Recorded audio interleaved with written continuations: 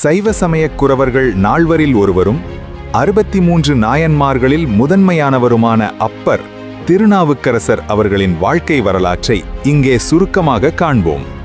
பிறப்பு: திருமுனைப்பாடி நாட்டில் உள்ள திருவாமூர் என்னும் ஊரில் வேளாளர் குலத்தில் பிறந்தார்.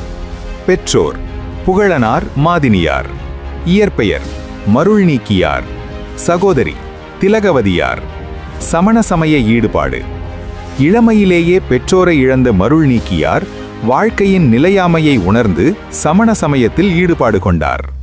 பாடலிபுத்திரம், அதாவது கடலூர் சென்று சமண நூல்களை கற்று தேர்ந்து தருமசேனர் என்ற பெயருடன் சமண துறவியாக வாழ்ந்து வந்தார். இதற்கிடையில் அவரது தமக்கை திலகவதியார் திருவதிகை வீரட்டானம் கோவிலில் சிவபெருமானுக்கு தொண்டு செய்து வந்தார். தன் தம்பி மீண்டும் சைவ சமயத்திற்கு திரும்ப வேண்டும் என்று அவர் இறைவனிடம் வேண்டிக் கொண்டார். இதன் பயனாக தருமசேனருக்கு, அதாவது அப்பருக்கு, வயிற்றை வருத்தும் கொடிய சூளை நோய் ஏற்பட்டது. சமணர்களால் அந்நோயை குணப்படுத்த முடியவில்லை. வலியின் கொடுமை தாழாமல் அவர் தன் அக்கா திலகவதியாரிடம் சரணடைந்தார். திலகவதியார் அவருக்கு திருநீறு பூசி திருவதிகை வீரட்டானேஸ்வரர் கோவிலுக்கு அழைத்துச் சென்றார். அங்கு இறைவனை வணங்கி கூற்றாயினவாறு விளக்ககளீர் என்று தொடங்கும் பதிகத்தை பாடினார். உடனே அவர் நோய் நீங்கியது.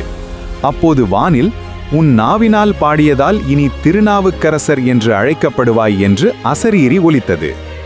அப்பர் மீண்டும் சைவத்திற்கு திரும்பியதைக் கண்டு சினம் கொண்ட பல்லவ மன்னன், அதாவது மகேந்திரவர்மன், சமணர்களின் தூண்டுதலால் அவருக்கு பல கொடுமைகளை செய்தான். நீற்றரை, அதாவது சுண்ணாம்பு காலவாசல் இல்-இடுதல். ஆனால் அப்பர் மாசில் வீணையும் என பாடி அந்த வெப்பத்தை தென்றல் காற்றாக மாற்றினார். நஞ்சு கொடுத்தல்: சிவபெருமான் அருளால் நஞ்சு அமுதமானது.